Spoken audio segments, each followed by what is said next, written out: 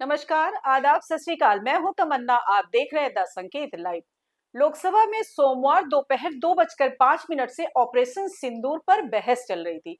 रक्षा मंत्री राजनाथ सिंह ने गर्व से कहा, हमने आतंकियों को उनके घर में घुसकर मारा। सेना ने माताओं बहनों के सिंदूर का बदला लिया। लेकिन क्या वाकई यह बदला था या सिर्फ एक सीमित सैन्य कार्रवाई जिसे राजनीतिक विजय की तरह पैक कर पेश किया जा रहा है? 55 मिनट के लंबे भाषण में रक्षा मंत्री ने दावा किया कि सेना ने आतंकी ठिकानों को तबाह किया। लक्ष्य पूरा हुआ, लेकिन विपक्ष ने पूछा, कितने आतंकी मारे गए, कितने शिविर तबाह हुए और सबसे बड़ा सवाल, पहलगाम जैसे हाई सिक्योरिटी जोन में 5 आतंकी घुसे कैसे? अध्यक्ष महोदय, हमारी सेनाओं द्वारा की गई वेल कोऑर्डिनेटेड स्ट्राइक्स ने 9 टेररिस्ट इंफ्रास्ट्रक्चर टारगेट्स को प्रिसीजन के साथ, सटीकता के साथ हिट किया और इस सैन्य कार्रवाई में एक अनुमान के अनुसार 100 से अधिक आतंकवादी, मैं बहुत संभल कर बोल रहा हूं अध्यक्ष महोदय, हमारी फिगर गलत ना होने पाए, फिगर इससे बहुत अधिक है। 100 से अधिक आतंकवादी, उनके ट्रेनर, उनके प्रशिक्षक, उनके हैंडलर लश्कर-ए-तोयबा और हिजबुल मुजाहिदीन जैसे आतंकवादी संगठनों से संबंधित थे। रक्षा मंत्री की बातों में साहस दिखा, लेकिन आंकड़े नदारद थे। राजनाथ सिंह कहते हैं, पाकिस्तान ने हमसे युद्ध रोकने की विनती की, महाराज अब रोक दीजिए। भारत के हमले से डरकर गिड़गिड़ाया था पाकिस्तान, जिस पर नेता प्रतिपक्ष राहुल गांधी ने खड़े होकर सीधा सवाल दागा, अगर पाकिस्तान ने सीज फायर की भीख मांगी तो आपने ऑपरेशन रोका क्यों? तो संसद टीवी का कैमरा अचानक उनकी तरफ से हटा दिया गया। कैमरे की ये हरकत किसी तकनीकी गलती से ज्यादा एक राजनीतिक डर का संकेत थी। सवाल है, कैमरा क्यों हटाया गया? क्योंकि सवाल असहज था या इसलिए कि सरकार जवाब देने की स्थिति में नहीं थी?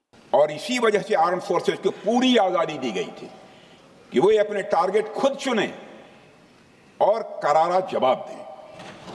और इस ऑपरेशन का उद्देश्य कोई भी युद्ध छेड़ना नहीं था, बल्कि फोर्स के डिमॉन्स्ट्रेटिव यूज से एडवर्सरी को झुकने के लिए मजबूर करना था। 10 मई की सुबह जब भारतीय वायुसेना ने पाकिस्तान की मल्टीपल एयरफील्ड्स पर करारा प्रहार किया तो पाकिस्तान ने हार मान ली अध्यक्ष महोदय, और हॉस्टिलिटी रोकने की कोशिश की। अब रोक दीजिए महाराज।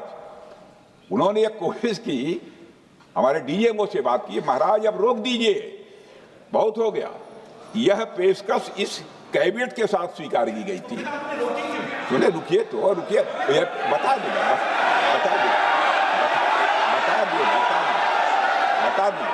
अब बैठ तो आपको मौका मिलेगा। यह क्यों रुका, इसका पहले ही मैं पूरी तरह से वर्णन कर चुका है अध्यक्ष महोदय। मैं नेता प्रतिपक्ष को बहुत सम्मान के साथ कहना चाहता हूं कि कृपया एक बार मेरा पूरा भाषण पूछ लें। आपको प्रश्न पूछने की पूरी आजादी है, आप पूछ सकते हैं, मैं उसका उत्तर दूंगा। अध्यक्ष महोदय, 10 मई की सुबह जब भारतीय वायुसेना ने पाकिस्तान की मल्टीपल एयरफील्ड्स पर करारा प्रहार किया तो पाकिस्तान ने हार मान ली और हॉस्टिलिटी रोकने की उन्होंने पेशकश की। यह पेशकश इस कैबिनेट के साथ स्वीकार की गई हम लोगों के द्वारा कि यह ऑपरेशन केवल पाज किया गया है, स्थगित किया गया है। यह ऑपरेशन समाप्त नहीं हुआ है अध्यक्ष महोदय। अगर पाकिस्तान की ओर से भविष्य में कोई भी मिस एडवेंचर हुआ तो यह ऑपरेशन, अध्यक्ष महोदय, मैं सदन को आश्वस्त करना चाहता हूं, दोबारा प्रारंभ हो।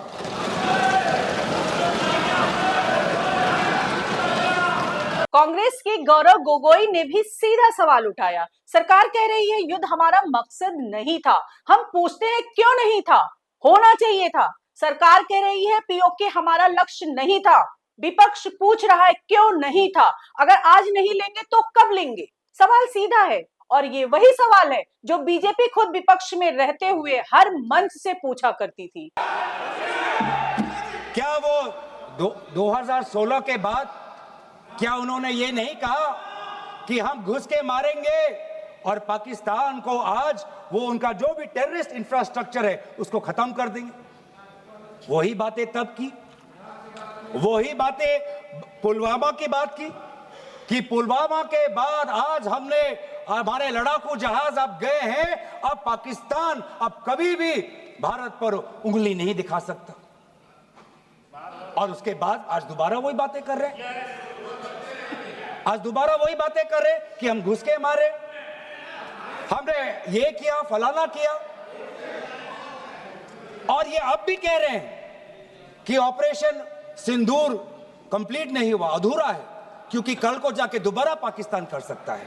ये खुद कह रहे हैं, ये खुद कह रहे हैं, ये खुद कह रहे हैं कि इसके पश्चात भी पाकिस्तान कल को जाके कर सकता है। तो ये कैसा, ये जो सफल कैसे हुआ, फिर क्या सफल हुआ? आज ये खुद कह रहे हैं कि हमारा मकसद युद्ध का नहीं था। हम पूछना चाहते क्यों नहीं था, होना चाहिए था। आज उन्होंने खुद कहा कि हमारा मकसद जमीन लेने का नहीं था। क्यों नहीं था? पाकिस्तान ऑक्यूपाइड कश्मीर अगर आज नहीं लेंगे तो कब लेंगे? ये उन्होंने खुद कहा, इन्होंने खुद कहा कि हमारा मकसद था टेररिस्ट के इंफ्रास्ट्रक्चर पर आक्रमण करना। तो क्या हमने उरी के समय नहीं किया? क्या हमने पुलवामा के समय नहीं किया? लेकिन उसके पश्चात भी पाकिस्तान का इतना साहस कि आज उन्होंने पहलगाम में जो पिछले 20 वर्षों में हमारे भारतीय नागरिकों पर सबसे दर्दनाक अगर हमला हुआ है तो आपके समय पे हुआ है। आपके समय में उरी हुआ, आपके समय में पुलवामा हुआ और आपके समय में आज पहलगाम हो रहा है। टीएमसी सांसद कल्याण बनर्जी का बयान और भी तीखा था। उन्होंने कहा कि ट्रंप के सामने प्रधानमंत्री नरेंद्र मोदी का 56 इंच का सीना आखिर 36 इंच का क्यों हो जाता है? The moment you stand in front of the American president, your height is reduced to 5 foot and your chest is reduced to 36 inch from 56 inch. Why you are so much afraid? Why are you so much afraid? Why are you so much afraid to the American president? ये बयान भले ही राजनीतिक हो, लेकिन सवाल सटीक है। क्या हमारी विदेश नीति अब वॉशिंगटन की सहमति से तय होती है? बहस के दौरान एक और विस्फोटक पल तब आया जब केंद्रीय मंत्री लल्लन सिंह ने आतंकी मसूद अजहर को मसूद अजहर साहब कह दिया। और 7 मई को 6 और 7 मई की मध्यरात्रि में हमारे सैनिकों ने 9 आतंकवादी ठिकानों को ध्वस्त कर देने का काम किया और सैकड़ों आतंकवादी उसमें मारे गए, शहीद। आप सबने देखा होगा टीवी पर, बहुत से लोग जो आका थे आतंकवादियों को उरो रहे थे। मसूद अजहर साहब, हाफिज शहीद, ये रो रहे थे कि मेरा सारा परिवार मर गया, काश मैं भी मर जाता।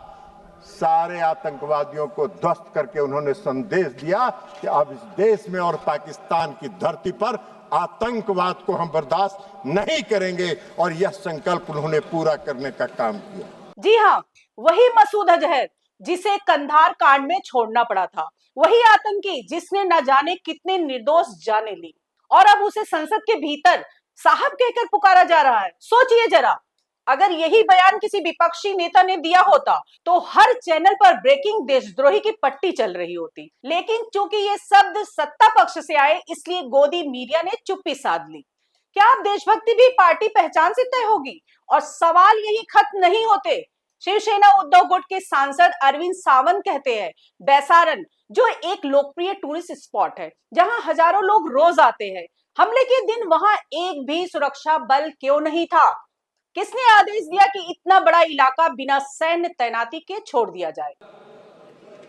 इलेक्ट्रिक बसेस का लॉन्चिंग करने तो चप्पे पे पुलिस खड़ी रहती थी, जवान खड़े थे, एक भरलाग भी नहीं, 50-50 गज पे एक जवान खड़े थे, सशस्त्र जवान खड़े थे।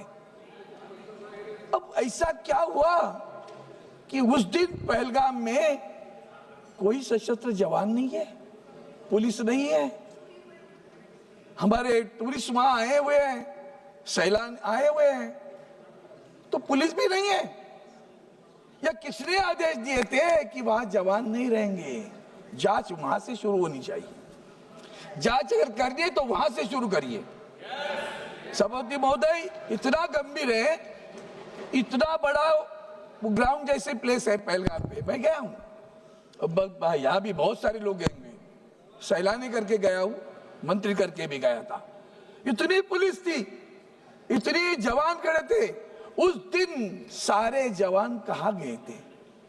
और हमारा इंटेलिजेंस वहां से पाकिस्तान कितना दूर है? क्या ये आतंकवादी नेपाल से वहां है?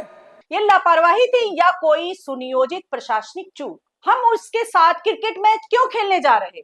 हमें उनके साथ नहीं खेलना चाहिए। 9 से 28 सितंबर तक यूएई में होने वाले आगामी एशिया कप 2025 के मद्देनजर उनका यह बयान अहम है। इस टूर्नामेंट में भारत और पाकिस्तान एक बार फिर एक ही ग्रुप में है। अरविंद सावंत का सवाल और भी अहम था। हमारे जवान मरते रहे और सरकार शांति की बात करती रही। क्या यही राष्ट्रवाद है? क्या यही बलिदान की राजनीति है? ब्राजील जैसे देश ने जम्मू कश्मीर के आतंकी हमले की निंदा तो की, लेकिन पाकिस्तान का नाम लेने से भी परहेज किया। यानी अब हमारे मित्र देश भी भारत और पाकिस्तान को एक तराजू में तौलने लगे हैं। क्या यही है विश्व गुरु भारत की स्थिति? पूरा देश और विपक्ष प्रधानमंत्री नरेंद्र मोदी के साथ खड़ा था, लेकिन 10 मई की शाम अचानक सीजफायर की घोषणा हो जाती है और तब से आज तक न सरकार ने बताया कि ऑपरेशन कितना चला, न ये बताया गया कि आतंकियों का नेटवर्क कितना ध्वस्त हुआ। जब संसद में गौरव गोगोई ने पूछा कि जब मौका था तो पीओके पर कब्जा क्यों नहीं किया था, तो रक्षा मंत्री के चेहरे से आत्मविश्वास गायब था। वो नजरें चुराते नजर आए। तो अब सवाल सिर्फ इतना है कि क्या ऑपरेशन सिंदूर एक रणनीतिक सफलता थी या एक राजनीतिक भाषण? क्या हमारी सेना का बलिदान एक ठोस नतीजे तक पहुंचा या सिर्फ एक टीवी पैकेज बनकर रह गया? क्योंकि अगर आतंकवादी को साहब कहा जाएगा, सवालों से बचा जाएगा और युद्ध की जगह एक अमेरिकी फोन कॉल पर सीजफायर कर दिया जाएगा, तो ये युद्ध नहीं आत्मसमर्पण जैसा लगता है। अब बस एक सवाल बचता है, क्या हमारी सीमाएं, हमारे शहीद और हमारी संप्रभुता सिर्फ चुनावी मंचों के लिए इस्तेमाल हो रहे हैं? जवाब मत दीजिए, बस सोचिए। अगर यही सब किसी विपक्षी ने किया होता तो क्या तब भी आप चुप रहते? आज के लिए इतना ही। नमस्कार दोस्तों।